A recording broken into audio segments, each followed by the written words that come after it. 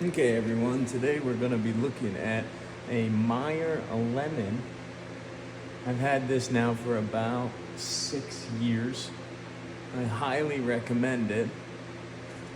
It's a prolific fruiter every year. And it's super low maintenance. No spraying, self-pollinating. I wanted to say one more thing about the Meyer Lemon. All you need to do is bring it inside 3 months of the year, because we're here in zone 7A, about 30 minutes north of Philadelphia.